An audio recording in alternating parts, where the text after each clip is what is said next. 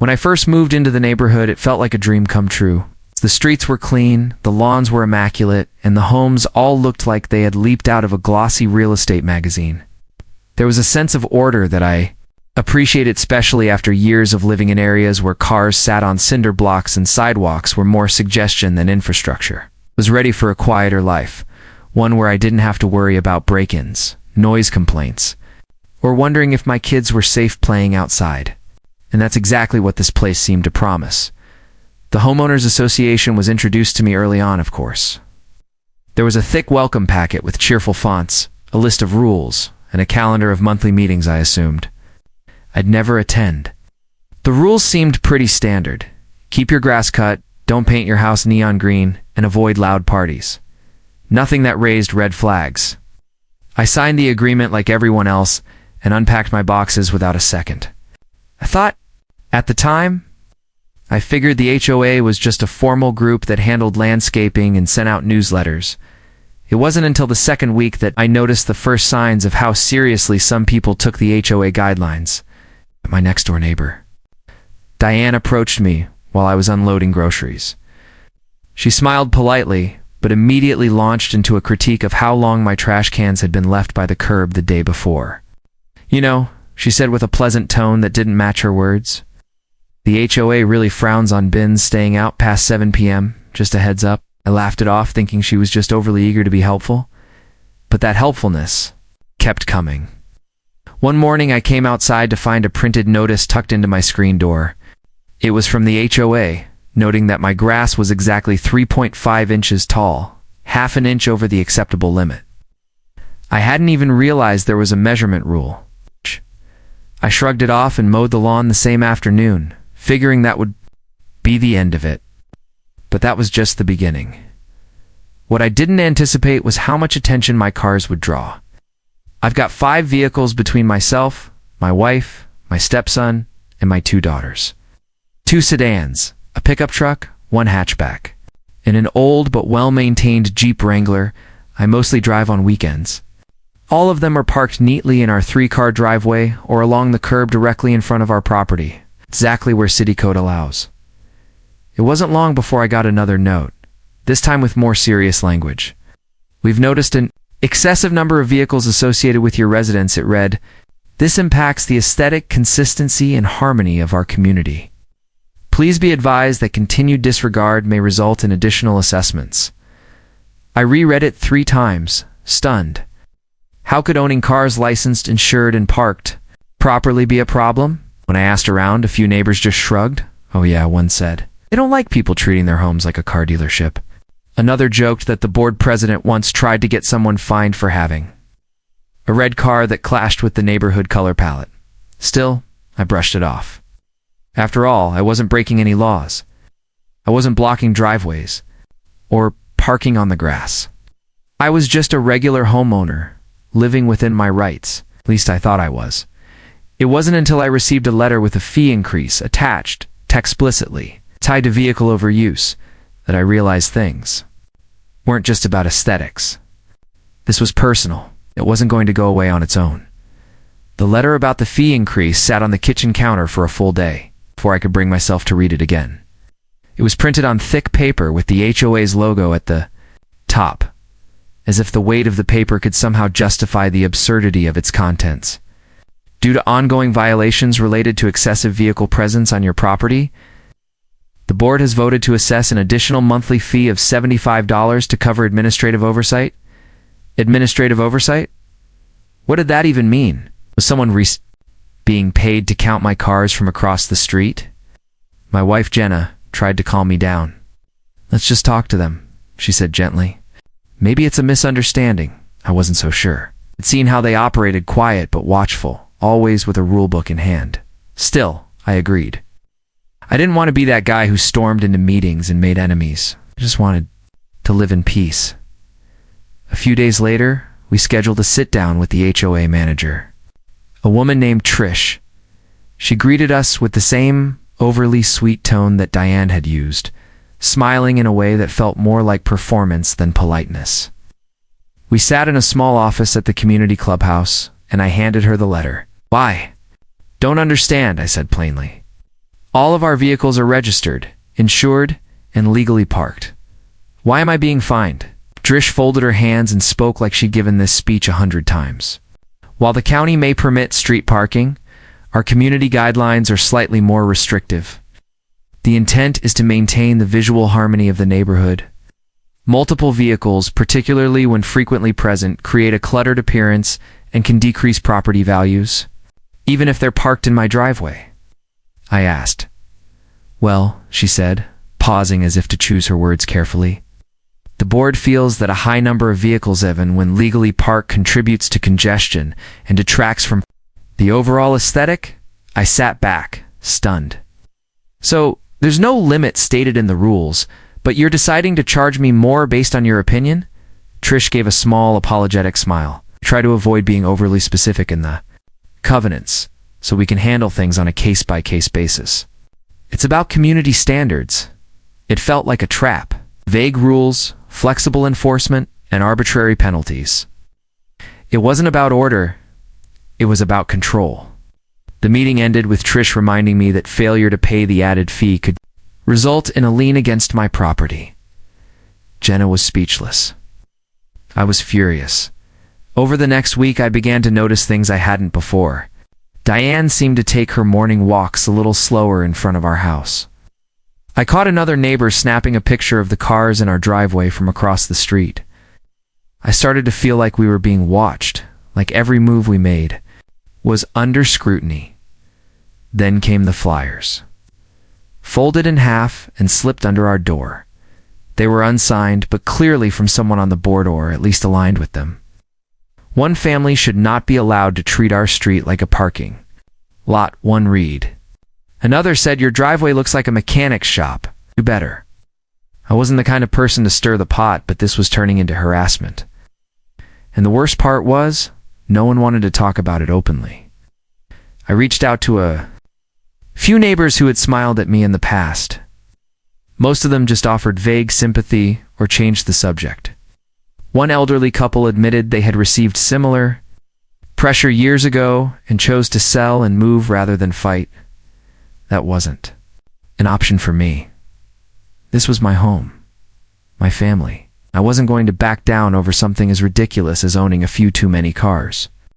The third warning came not in the form of a friendly reminder or a folded flyer. It arrived in a certified envelope, stamped and official. I had to sign for it at the post office. The moment I opened it, I knew the situation had escalated far beyond passive-aggressive neighborhood politics. The letter inside was cold and precise. Claimed I was now in formal violation of the HOA's community guidelines regarding vehicle volume and visibility. I was given 10 days to remediate the violation or face ongoing financial penalties, including the possibility of daily fines. The term remediate stuck in my mind like a thorn. What was I supposed to do? Sell half my vehicles? Rotate which family member was allowed to park at home? It wasn't as if I was hoarding junk cars in the yard. Each vehicle had a driver, a purpose, and a legal parking spot, either in the driveway or on the public street directly in front of our house. We weren't blocking fire lanes, we weren't double parked, and yet here we were, being told to fix something that wasn't broken. I decided to dig deeper. At night, after the kids went to bed, I sat at the dining table with the HOA documents, a red pen, and a fresh notepad. I combed through every paragraph of the CC and RS covenants, conditions, and restrictions. That's when I realized how dangerously vague some of the language was. One section read, the number and condition of vehicles on a property must be consistent with the aesthetic expectations of the community. What did that even mean? Whose expectations? And how many vehicles was too many? Another line was even more open-ended. The board reserves the right to interpret community standards on a case-by-case basis. In the interest of preserving property values and visual cohesion, was like giving a handful of people unchecked power to decide who belonged and who didn't based on their personal preferences. I started making notes of specific phrases and clauses that seemed like red flags. As I researched HOA law online, I realized I wasn't alone. Across the country, people had been bullied, fined, and even sued over issues just as minor. Cars, garden gnomes, porch swings, you name it. In many cases, vague wording had allowed HOAs to wield more control than any city ordinance or police department. The following Saturday, I attended the monthly HOA board meeting for the first time. It was held in the community clubhouse, a beige building with too much artificial lighting and not nearly enough chairs. Most residents looked tired, uninterested, but the board sat in a neat line at the front, clipboard in hand, expressions unreadable. I waited until open discussion and calmly raised my hand. I explained the number of cars, our use of the driveway, and the fairness of following public parking laws. I brought up the vagueness in the CC and RS, quoting them directly. I asked for clarity. I asked for reason, but I didn't get either. One board member, a gray-haired man named Carl, who wore a golf shirt like a badge of authority, leaned into the microphone and said, "You're not technically violating the letter of the law, but you're certainly violating the spirit of the community." The others nodded. The room was mostly silent, except for a few quiet murmurs. I saw Diane 2 rows back with her arms folded, watching me like I was an invader rather than a neighbor. They offered no solutions, only a warning. If the cars continued to be excessive and visible, the fines would keep coming. I left the meeting angry, but also more determined than ever. This wasn't about cars anymore. This was about power, and I was beginning to understand how deep the HOA's influence ran. Over the next several days, I couldn't shake the feeling that I was being set up. The board's unwillingness to define their own rules told me everything I needed to know. They didn't want clarity. They wanted control. And they wanted enough wiggle room in the language of the HOA guidelines to apply pressure selectively. It wasn't about fairness. It was about keeping things neat and quiet on their terms. I started going through every single page of the HOA documents again, but this time with a legal eye, or at least as close to one as I could manage. I highlighted terms like visual, clutter, aesthetic harmony, and community standards. These phrases weren't laws, they were interpretations. And that was the problem.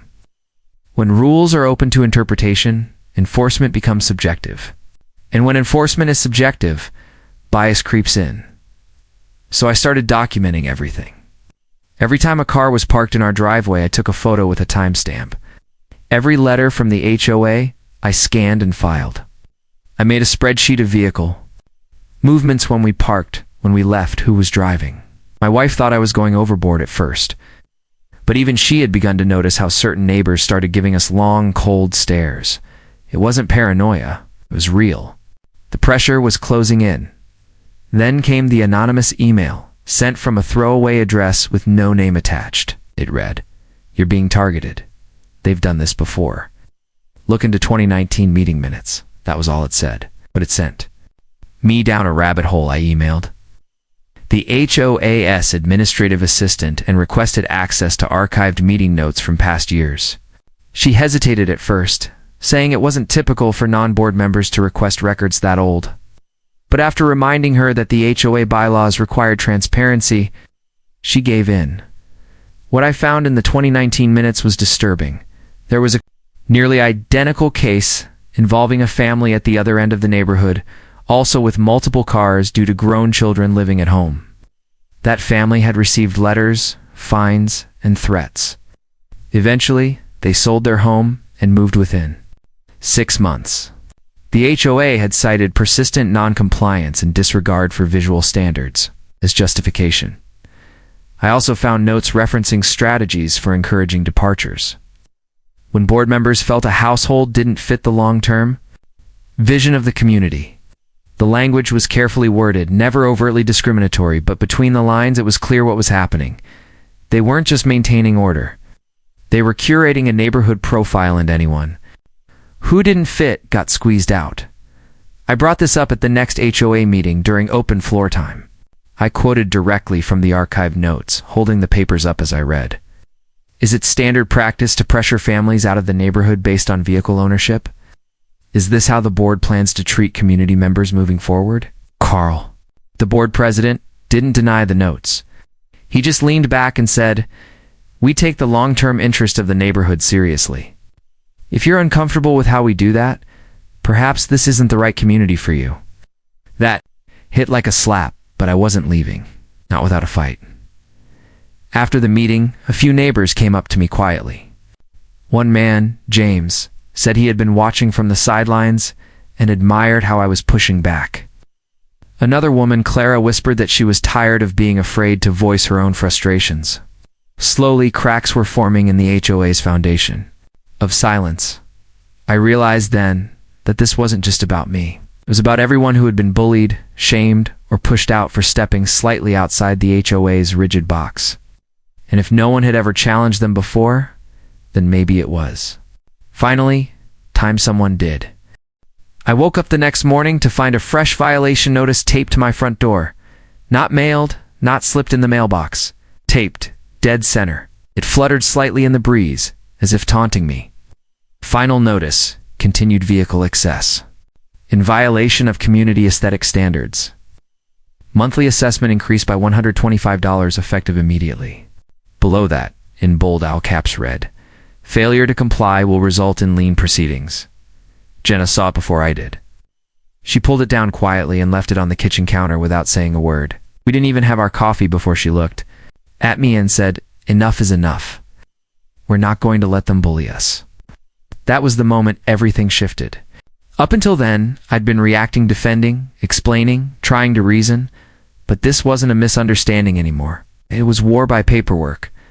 I called the HOA's office and demanded the name of their legal counsel. The woman on the phone hesitated, told me to submit a written request, and tried to brush me off. But I was done being polite. I told her I was retaining counsel and needed the board's full legal information to serve notice of my intent to dispute the fines and contest the legality of the fee increases. That got her attention. The next day, I met with a local real estate attorney named Victor, who specialized in HOA disputes. He didn't even flinch when I laid out my case. "They're using vague language to justify selective enforcement," he said after skimming the documents. "That's classic overreach. But proving it's retaliation, that'll take evidence. And support from other residents." Fortunately, I had both with Victor's help. We filed a formal complaint with the county's HOA Oversight Division and drafted a cease and desist letter to the board. But the real momentum came when I started really talking to my neighbors. For months, everyone had been nodding politely, pretending not to see what was happening. But once I opened the door, others followed. James, the neighborhood, approached me after the last meeting, helped organize a small gathering at his house.